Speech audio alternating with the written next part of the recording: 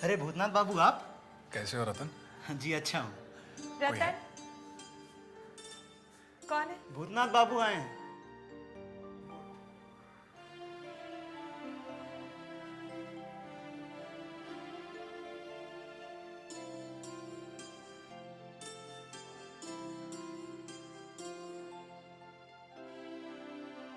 कैसी हो जबा?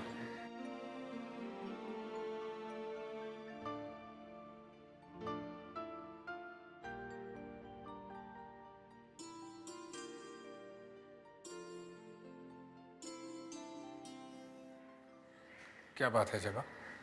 मुझे आपसे ये उम्मीद नहीं थी। मैं समझा नहीं। आइए मेरे साथ।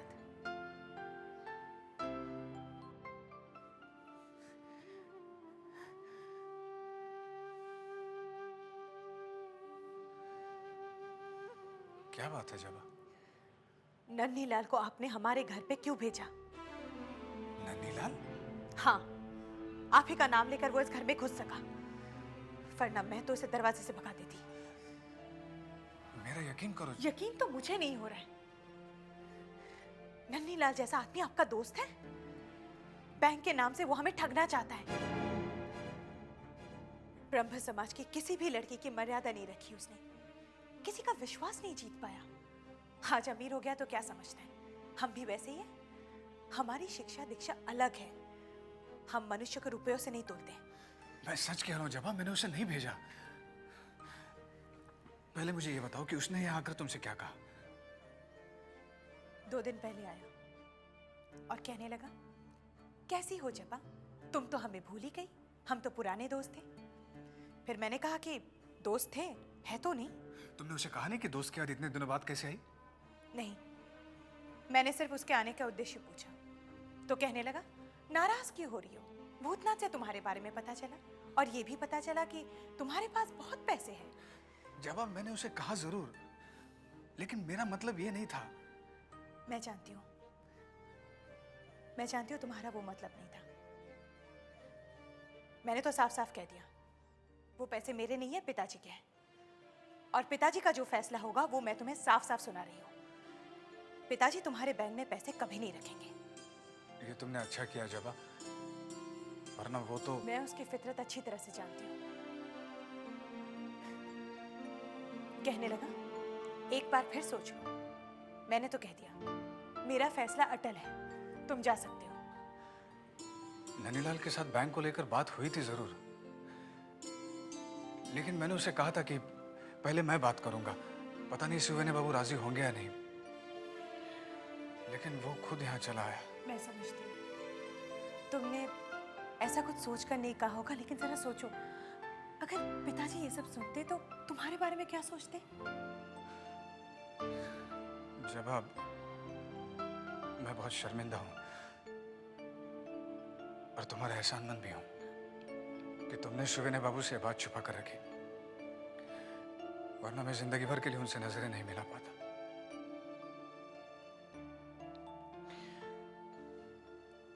जबा, हो सके तो मुझे माफ कर देना।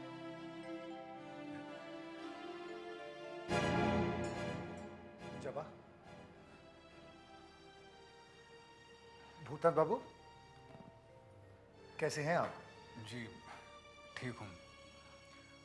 जबा, मुझे तुमसे कुछ जरूरी बातें करनी थी, जरा बाहर आओ। जी रहने दीजिए, मैं चलता हूँ, आप लोग यहीं बातें कीजिए। नमस्ते। नमस्ते। नमस्ते।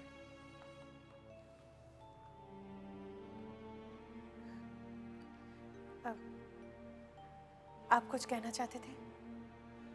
हाँ जबा, वो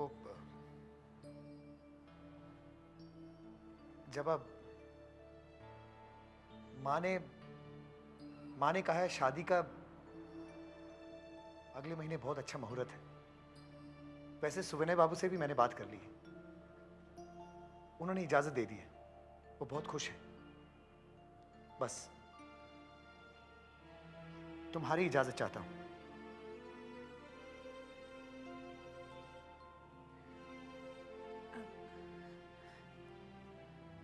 पिताजी ने जब इजाजत दे दी तब मैं क्या कह सकती हूँ। पिताजी की खुशी में ही मेरी खुशी है। तो सड़क है ना, यहीं से गुजरेगा नया लाट का काफिला। और यहाँ से आते हुए जो काली मंदिर देख रहे हो, इस काली मंदिर से काफिला दाहिनी ओर मुड़ेगा। दाहिनी ओर मुड़ के इस रास्ते से होते हुए यहाँ से आके फिर यहाँ दाहिनी ओर मुड़ेगा और फिर बाएं जाके काफिला यहाँ आएगा। ये जो नया डाक बंगला है ना, नया लाट यहीं आकर ठहरेगा। अब काफिला चूंकि यहाँ से गुजरेगा इस काली मंदिर के पास से, तो शिव प्रसाद तुम ये जो मीनार है ना, इस मीनार के दरवाजे के पास यहाँ छिपे रहो। और काफिला नजर आते ही तुम इशारा करोगे कोयल की आवाज़ में, और वो इशारा होगा निवारण के लिए। निवारण तुम यहाँ छिपे रहो इन झाड़ियों के पास। इशारा पाते ही तुम चौकन्ने हो जाओगे, ठीक है ना? जी भैया। क्यों कदम, ठीक है ना? काफिले को यहाँ से यहाँ आने में कम से कम 5 मिनट लगेंगे। निवारण, काफिला यहाँ आते ही तुम बॉम्ब सीधे लाट के मोटर गाड़ी पर फेंकोगे। जी भैया। और उसके बाद पीछे की ओर भागो इस रास्ते। यहाँ इस मोड़ पर एक घोड़ा गाड़ी तैयार खड़ी रहेगी जिसमें ब्रजेश और राकेश मौजूद रहेंगे। उसके बाद क्या करना है तुम्हें अच्छी तरह से।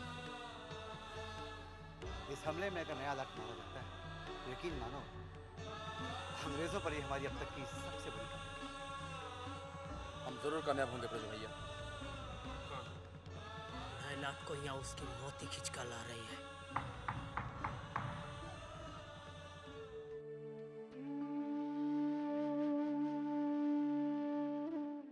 क्या बात है? बेटी की याद सता रही है। देखिए ना, जिस बेटी को हम अपना समझकर पालते हैं, एक पल में पराई हो जाती है। इसमें हम कर भी क्या सकते हैं? यही तो दस्तूर है। वैसे तुम्हें तो खुश होना चाहिए, तुम्हारी बेटी इतने बड़े जमींदार के घर में ब्याही है। वो तो ठीक है, लेकिन अंदर ही अंदर एक डर हमें खाया जा रहा है। कैसा डर? देखिए, मुझे तो मेरी बेटी पर पूरा भरोसा है। मैंने उसे शिक्षा ऐसी दी है कि वो सबको अपना बना के चलेगी। मगर क्या? रिश्ता बराबर वालों में ही निपटा है। इतना बड़ा घराना, मेरी बच्ची कहीं घबरा ना जाए। न जाने उस घर की बहुओं का क्या व्यवहार हो। देखो, मैंने बहुत सोच समझ कर ये रिश्ता तय किया है। आज तुम्हें बेटी की कमी खल रही है, आज तुम अपनी बेटी के लिए चिंतित हो, लेकिन कल अगर बेटी के साथ साथ बेटा भी हमारे पास आ जाए तो? मैं समझी नहीं। मैं दामाद जी की बात कर रहा हूं। देखो भाई, नन्हे बाबू अभी पढ़ाई लिखाई कर रहे हैं। उनकी पढ़ाई लिखाई खत्म होते ही मैं ऐसा चक्कर चलाऊंगा ताकि उनका मन व्यवसाय में लगा सकूं। और फिर वो दिन दूर नहीं जब बेटी और दामाद दोनों हमारे ही घर में आकर के रहेंगे। कारोबार करते करते आप रिश्तों को भी कारोबार समझने लगे। आप अपने लालच के लिए इतना बड़ा पाप करेंगे? एक माँ से उसका बेटा अलग कर देंगे? जरा सोचिए, आज हमारी बेटी ब्याह करके चली गई तो हमें कितनी तकलीफ हो रही है। किसी माँ से उसका बेटा अलग हो जाए तो उस माँ पर क्या बीतेगी? नहीं, मैं आपको ऐसा कभी नहीं करने दूंगी। देखो, तुम्हारे कहने और मेरे करने से कुछ नहीं होने वाला। जो होगा वो सब समय के हिसाब से ही होगा, समझी?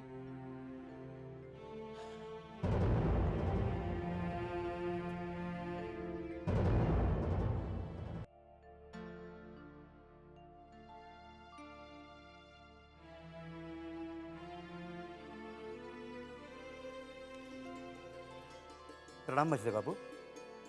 मुझे खबर मिली थी कि आपने मुझे बुलाया है। अरे आइए आइए। लेकिन क्षमा करिए, मुझे आने में थोड़ी देरी हुई। नहीं नहीं, कोई बात नहीं, बैठिए। जी धन्यवाद।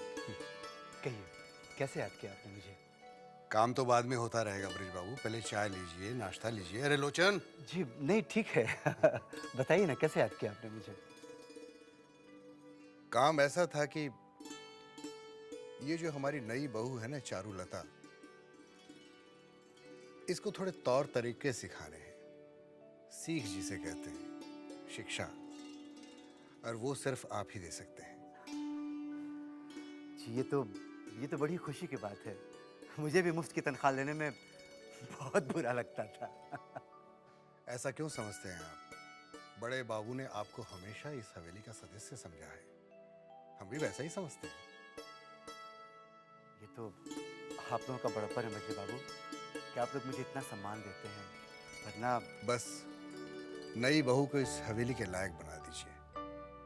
उसको बड़ों का अदब करना सीखना है, आदर करना जानना है, हवेली के तौर तरीकों से वाकिफ होना है, और ये सीख सिर्फ शिक्षा से मिलती है, और ये शिक्षा सिर्फ आप ही दे सकते हैं। बहुत अच्छी बात है, ये तो बड़ी खुशी की बात है। मैं आज शाम को ही आ जाऊंगा, तो मजली बाबू अब मुझे अनुमति दें। नहीं, चाय नाश्ता लेके जाइए। नहीं फिर कभी, मैं जरा जल्दी में हूं। प्रणाम।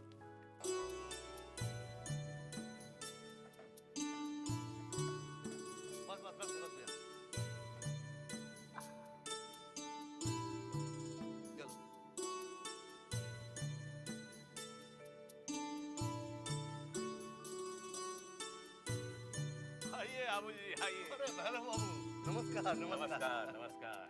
मैं क्या देख रहा हूँ? न मोटर गाड़ी न बग्घी, सीधे हाथ रिक्शे से। ट्राम से आया? हाँ, ट्राम से आया और स्टेशन से फिर रिक्शा कर लिया। रिक्शा कितने पैसे लगे? यहाँ तक आने में 3 पैसे खर्च हो गए, और अगर मोटर गाड़ी से आता तो 10 पैसे तो पेट्रोल के ही लग जाते। चलिए 7 पैसे तो बच गए। बात 7 पैसे बचाने की नहीं है दत्त बाबू, बात है इज्जत की।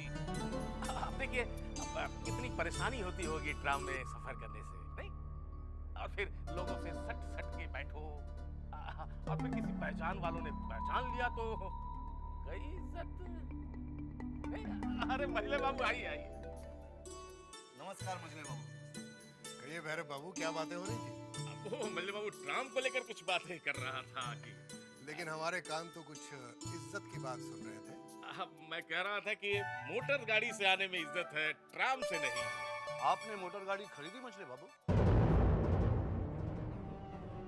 खरीद ली है, अभी कुछ ही दिनों में विलायत से आ जाएगी। दामाद जी उठ गए क्या? लोचन जी हुजूर। जरा देखना तो नन्हे बाबू बैठक में आए कि नहीं। जी हुजूर। आप जाइए। अच्छा जी। पक्का कंजूस है, हाँ? परेशानी उठा लेगा लेकिन 7 पैसे खर्च नहीं कर सकता। दफा कीजिए भैरव बाबू, बड़ी माँ ने बात कही, हमने निभा दी, अब हमें इससे क्या लेना देना? सही कहा। मछली बहुरानी, मछली बहुरानी। अरे बाबा रे, सांस ले ले। अब बोल। वो आ गए। कौन आ गए रे? अरे वो ही जिनके पुरखे कुछ साल पहले घुटनों तक धोती पहनते थे वो। तो बड़ी दीदी की समधी की बात कर रही है? जी जी। कहाँ है वो? वो अपने दामाद और बेटी के साथ बैठकर खानाफोसी कर रहे। अच्छा।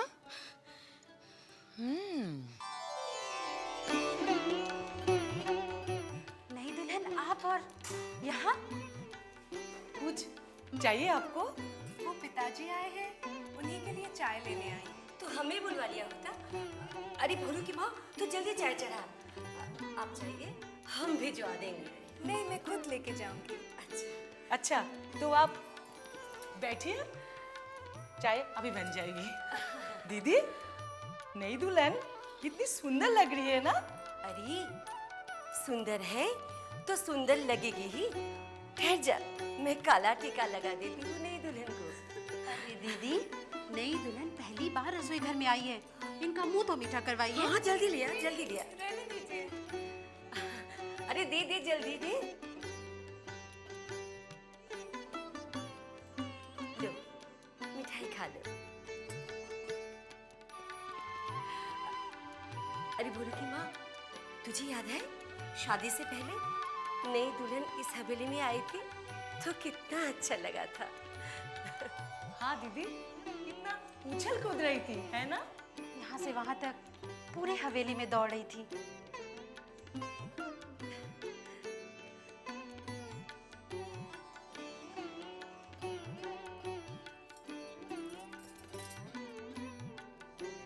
अच्छा, मैं चलती हूँ। बस बेटे, तुम अपनी पढ़ाई लिखाई पूरी कर लो। लाखों का कारोबार है मेरा, और सच कहूं तो अब उतनी मेहनत होती नहीं है मुझसे। सब कुछ तो तुम्हें ही संभालना है। लीजिए, आपका नाश्ता आ गया।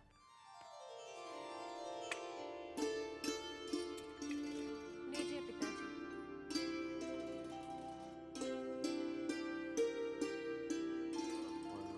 मैं कह रहा था कि कोई निजी नौकर नहीं है तुम्हारा? जी था, शशि, मगर मैंने उसे निकाल दिया है। छोटे बाबू को नौकर है ना बंसी, उसका एक भाई है। सोच रहा हूँ उसे ही रख लूँ। नहीं नहीं, उसे रखने की कोई जरूरत नहीं। मेरा एक वफादार नौकर है काशी, उसका छोटा भाई है, मैं उसे ही भेज दूंगा।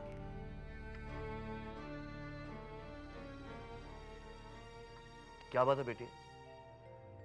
जब से आया हूं जमीन आसमान का अंतर देख रहा हूं तुम्हें।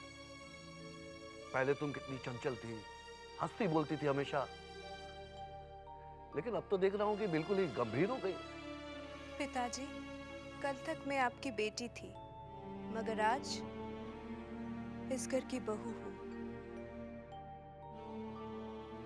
वाह, शादी के फौरन बाद इतना परिवर्तन? शादी के बाद हर लड़की की जिंदगी में परिवर्तन आता है, किसी के कम, किसी के ज्यादा।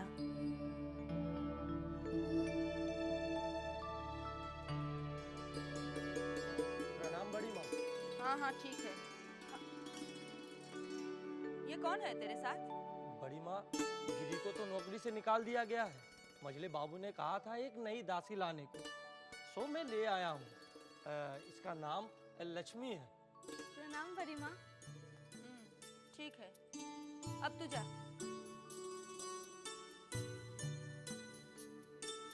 बेली ने तुझे हवेली के तौर तरीके बता दिए हैं या मैं बताऊं? बता दिए। एक बात अच्छी तरह से सुन ले, मुझे गंदगी जरा भी पसंद नहीं, और दिन में 4-4 बार मेरा कमरा साफ करना पड़ेगा। अरे मुझसे दूर ही रहना। कोई मुझे छू जाए तो मुझे 64 बार हाथ धोना पड़ेगा। ध्यान रखोगी बड़ी माँ? हाँ, मेरी सेवा करने के साथ साथ मेरे बेटे नन्हे की भी सेवा करनी होगी। जी। और तेरी तनख्वाह उतनी होगी जितनी पहले वाली दासी को मिलती थी। उसे कितनी मिलती थी? महावर 5 रुपया। जी मुझे मंजूर है।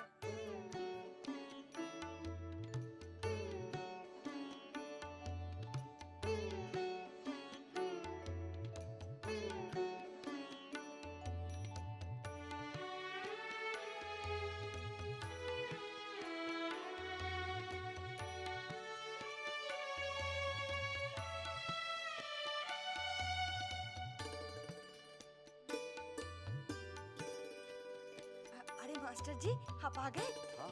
मैं अंदर खबर करती हूँ। छोटी बहू रानी, क्या है चिंता? आप मास्टर जी से पढ़ने का कह रही थी ना? हाँ हाँ, वो आए हैं क्या? जी हाँ, वो नई दुल्हन को पढ़ाने आए हैं। आप जाएंगी ना? हाँ हाँ, जरूर जाऊंगी। मैं तैयार होकर आती हूँ। आप कहाँ पर पढ़ा रहे हैं? बैठक में।